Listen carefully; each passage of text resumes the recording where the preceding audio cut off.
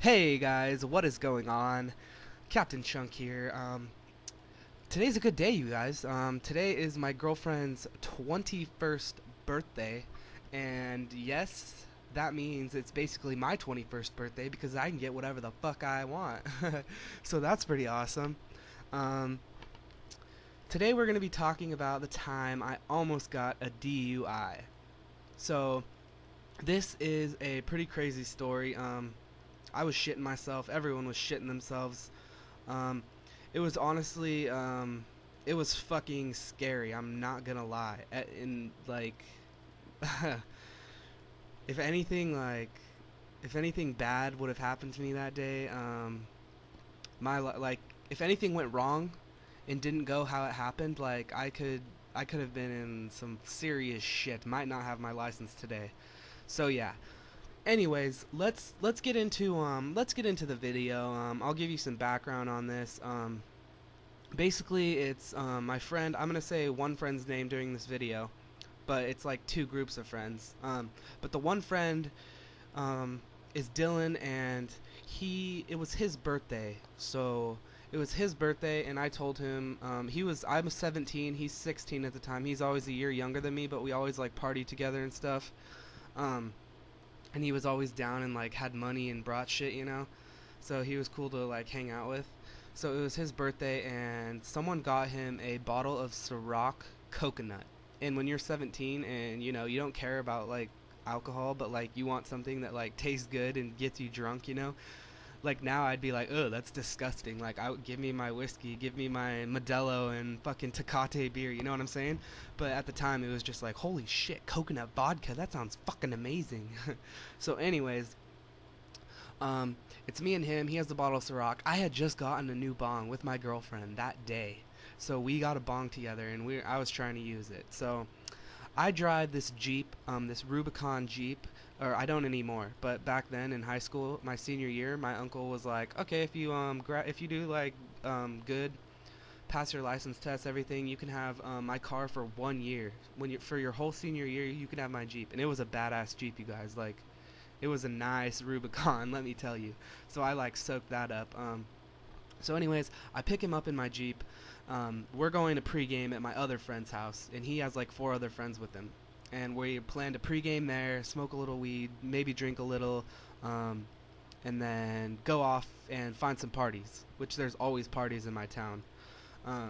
So anyways, we get to this friend's house, and I start smoking up fat. I don't drink and drive, guys. That is like, I know this video is DUI, and you'll see why later, because I got in a little situation, but that's later on in the story. But let me tell you guys, I do not drink and drive. That is one thing that I am morally against, and I will never do, because some stuff, like, I've seen some stuff happen, you know, and it's just like, I'll never ever touch that with a 10-foot pole. Like, seriously, that's one thing I'm against. Okay, enough of this gay preaching bullshit, though. We ain't got time for that shit on this channel, boys. Anyways, so we're pre-gaming at this guy's house. My friend's drinking up a little, you know. He's sharing it. The bottle's like not halfway gone, but like probably 3/4 gone. And so, you know, no one's really like drunk, but we're just pre-gaming it up. I'm pretty stoned. And so I decide to leave my bong at this friend's house that we're pre-gaming, because he decided that we could all come back and stay the night after the party. So I was like, cool, I'm going to keep my bong here. No one wants to take their bongs to parties, guys. If you ever have a situation where you can bring your bong to a party, do not do it. It will get stolen, you will break it, or you'll be in a position where there's police. And let me tell you, that is not worth it. Do not bring your bong anywhere unless, like, you're positive it's like your friend's house or something. Like, don't bring your bong places, guys. It's just stupid. And this saved me. This saved me later on that I didn't bring it. So I didn't bring my bong, but I had a little jar of about a half gram of weed, and I was like, I'm gonna bring this. Like, you know, it's just a half gram of weed. Like, we're gonna smoke at the party, obviously. So I have my half gram of weed. Dylan has this 3/4 bottle of vodka. We get in my Jeep. We follow these guys, the people we were pre-gaming with. We follow them to the party. We get to the party, guys, and we step out of the car, hear a bunch of screaming. We see this Indian kid come up behind this black dude and just deck him. Deck him. As soon as we walk up to the front door of the party, like these kids like run out of the house and like start fighting on the lawn, and then it's just like this kind of like brawl thing. But like when we walk up, um or when after we open the door and these kids like come running out, and like everyone's like there's like five of them fighting, we turn around and that's when we saw the Indian kid just knock this black guy out, and we're like, what the fuck is going on? And this like girl just comes out and she's like, everybody get the fuck out of my house right now. So right when we get there, we're like, are you serious? Like this is what's gonna happen. So we all go to our cars, and like there's people like fighting still in the front yard. It was pretty crazy. And then so we're like, okay, the cops are obviously gonna come, like there's no way neighbors aren't gonna hear this, so we're like, we're just gonna leave before any trouble happens. So this is where we made our biggest mistake. First we went to a park to decide where we're gonna go, and the friends in the other car wanted to pick up this girl, and I was like, oh, that's so annoying, like just we're going out of our way to pick up one girl and I have to follow these guys. I was pretty pissed about it. So Dylan and I are like sitting at this girl's house in my Jeep. We're waiting for these guys to go in and like pick up this girl, and so I'm just like, dude, like let me just like taste that Ciroc. Like I was not gonna drink it, you guys. I do not drink and drive. That's horrible. But let me tell you guys, I was baked out of my mind like the whole night, like completely baked. And I think driving baked, I don't think there's anything wrong with it, but I think some people can't handle it and some people can. It depends on the person, but I don't think you should do it unless you're like really comfortable with it. Probably just don't do it at all, honestly. But yeah, anyway, so I just took a swig, like it was like a shot, maybe one shot, and like I'm a heavyweight compared to my friends, and it takes me like 9-10 shots to like get pretty like drunk, you know. And so I take one shot and I'm like, oh damn, that tastes bomb. And then I just stopped, and like that was the end of that. So we pick up this girl and I follow them, and they're like, okay, we need to type in the address for the next party. So they pull over into a parking lot, and this is where our downfall happens, guys. We pull into this parking lot. I turn my car off, turn my lights off, whatever. They don't turn their car off. They don't turn their lights off. They're like, no, dude, we're just going to be here for like 2 seconds. We're putting in the address. And so they have this girl in the back of their car. There's one in the front seat, one in the passenger seat, and one guy in the back, and then the girl in the back. And then it's me and Dylan in my Jeep, and we're just sitting there waiting. So basically we're sitting there and we see lights, really bright lights going around the parking lot, and we notice it's a cop, and this kid next to me in his car has his lights on, his brights on, so it's like easily attention. And a police car comes up to us, and I was shitting myself. And basically she tells me, the police officer gets out and says, hey guys, how are you doing? There's just a lot of kids doing bad stuff, and they come to this parking lot, so I'm just checking everything out. And it was past curfew, guys, so she was like, please tell me none of you guys are under 18. And I just looked at her and like, we're literally all under 18. And she was like, oh, that's not good, guys. Everyone give me your license, blah blah blah. And then we gave her our license, and she like came up to my Jeep and took my license, and she stopped and stared at me for like 20 seconds. And like I was high, but when you see something like that, guys, you like sober up really quickly. Let me tell you, it's how it happens. You just sober up instantly when you're in a situation with the police. You'll know what I'm talking about. Unless you're like on fucking crack or meth or like that hard shit, you sober up like instantly when you need to. So she just like stares at me for like 20 seconds, and she's like, all right. She looks in the other car. She's like, all right. And she's like, you go drive over there and just wait. And she like told them to go park somewhere else, the other car I was with. And she went up to me and Dylan, and she was like, okay, I smell weed in this car. And I was like, we don't have any weed on us. And guys, there's the main part I left out of the story. I told you I brought that half a gram of weed that I was gonna smoke at the party. It was in the other car.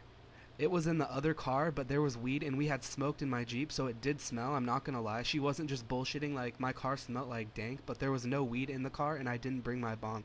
The only thing we had in the car was that bottle of alcohol and a couple cigarettes, so the weed was in the other car. So she didn't smell the actual weed, she just smelled how we smoked in my Jeep. Anyways, she says that, and then she's like, alright, like, guys, cut the bullshit. And my friend Dylan's like, no, like, we really don't have anything on us, like. And then he like showed her an empty pill bottle which she had, and he was like, this is probably why it smells. And then she was like, no, there's no way. And then she called in another officer. She like sits in her car and like tells us to stay there and not move, and then she calls in another officer. He's this tall Mexican guy who's like really intimidating, pulls me out of the car, and he's just like, all right, well, you know why I'm here. I'm gonna give you a field sobriety test. He gives me a field sobriety test. He tells me basically like, okay, you seem straight, but like I can look into you and like I know like between me and you, like I can't prove it, but I know you've been smoking weed, so that right there gives me the right to search your car without your consent. He's like, we can smell it. There's clear, like, we're searching your car. So he pulls out me and Dylan. We put the bottle of, Dylan shoves the bottle of vodka under the seat before the cop even comes up. That was earlier on. So, but they pull us out of the car. We're sitting on the curb. He handcuffs me because he's so sure that we have shit in our car. And he starts searching the car. They don't find anything right away. They find a pack of cigarettes, and I'm like, those are mine. He's like, are you 18? I'm like, no. And he's like, okay, well, there, you're in trouble for that too now. And I was like, oh, that's just fucking great. Let's just add it all up. And then basically they handcuffed me. Well, they patted me down first. They gave me the field sobriety test. They patted me down. Then they handcuffed me. And then after that, they put Dylan on the side next to me. They didn't handcuff him, and me and him were just sitting there talking like, fuck, she's gonna find it, she's gonna find it. And while that cop was looking in our car, the other Mexican cop that came up that gave me the field sobriety test got a call. I heard it on his radio. He got a call, and it was like, there's been a DUI accident, blah, blah, blah. And he says, you guys are fucking, he looks at me straight in the eye, and he says, you're fucking lucky that someone just got in an accident, and it's more serious than this. And and then before he leaves, he tells me, he's like, look, I don't care if you smoke weed, I don't care what you do, just don't go around driving in your car after, harming the lives of other people. And then he left right after that, and then the lady comes back with a bottle of alcohol. She looks me in the eye and says, so this is in your car. Basically, no one's gonna take the blame, like it's yours. So, and I was like, wait, what if it's not mine? What if like someone takes the blame? And I looked at Dylan and I was like, dude, like it's your birthday. There's a bottle of Ciroc. Like, honestly, if it was any other situation, I would take the fall for it, but it was my car, and if I said that that was my alcohol, then that like makes my suspicion for the DUI, open liquor. I get so many charges. So Dylan just fucking took one for the team, ballsed up, and he's like, oh, that's mine, officer. And then she was like, as soon as she said that, she took the handcuffs off me, put them on him, and was like, you have the right to remain silent, but gave him all this shit, and I was like, oh my god. And I was like, fuck. So basically, she didn't find any weed. She was like, I know you're under the influence, but I can't prove it. You're lucky. And she was like, you passed the field sobriety test, so I don't have to give you a breathalyzer, but I think I smell alcohol on your breath. She told me that. And I was like, no, I promise I'm straight. And I really was, but I did take that shot, which made it a lot worse. So yeah, she basically took Dylan in the back of the car and took him to the juvenile station. His mom picked him up and everything, and she called my dad. My dad came and picked me up. I explained everything what happened, and my dad was okay with it. He just like told me not to be so stupid and get caught next time like that. But yeah, Dylan really took one for the team. It was his birthday. I wanted to take the blame for him, guys. I really did. But honestly, if you were in my situation, you couldn't have, because it would have made me look so much more guilty. With him, it was just like underage possession of alcohol, but for me, it would have been open liquor. They might have took me back to the station, gave me a breathalyzer because of the liquor. Like, they would have had so many more reasons to like get me in trouble. And so it was just like, fuck, I wanted to. If it was any other situation, I was a passenger in the car or anything, I would have straight up said that was mine and taken the fall. But all he got was community service for some hours. I don't know how many. He got community service. It wasn't a big deal. We joked about it later. But like, it was really scary, guys. And that other car, I forgot to say, that other car, they didn't get searched or anything. They just had to call their parents and everyone come pick them up. But those are kids that I've known my whole life, and when their parents came and picked them up, they weren't done with Dylan and I yet. So all these parents are looking at me, and they just see me and Dylan, or they see me handcuffed like next to a cop car, and all their kids are like on the other side. So they just like, all these parents know me, so they're just looking at me like, oh my god, like, what is this? Why are all these kids hanging out with like, or why are my kids hanging out with this like juvenile delinquent, when in reality, like, I was just as like, they're all just as bad as me, you know? It was just, I was in that one shitty situation driving the car that smelled like weed, you know? But yeah, all these parents saw me and just like looked at me as they walked by, and I'm handcuffed. It was pretty bad. Um, but I ended up getting out, like literally completely free. Like nothing happened to me, guys. The officer, as soon as my dad got there, she was like, "Okay, follow your dad home." And my dad like just looked at me. He's like, "Don't be a fucking idiot. Follow me." And I was like, "Geez, okay, I'm sorry." But yeah, we got home safely. Everything was good, but literally, I cannot believe how close that was. And another thing is, a week later, my parents and I went to breakfast together, and I saw the same Mexican officer sitting down eating breakfast with his family, the same one that like chewed me out. And he didn't see me, but I thought it was really funny that like a week later I see this guy eating. But anyways, guys, that was a pretty crazy story. Like I said, I have a bunch more, like tons more. They're just gonna keep getting better and better, honestly. I think next time I'm gonna talk about the first time I actually got like really drunk, because that's always fun to talk about. But yeah, my girlfriend's 21st birthday today, so hell yeah. Um, I'm gonna drink tonight. I might make a video. I'm making progress video too for my Iron Man. I'll probably make it drunk as fuck, to be honest. So look forward to that, guys. Thanks for watching. Remember to subscribe, guys. Please, I need to hit 25 subscribers like now. It's taking forever. But I'm gonna keep making videos nonetheless for those people that actually do. I was surprised this real life video actually got like like 9 likes. And I didn't even like it myself. So I actually 9 people went out of their way and liked my video, and I think that's pretty fucking amazing because it was the first one. I didn't know if anyone was gonna like it. So yeah, I love you guys. Remember to subscribe, and this is Captain Chunk out. Peace.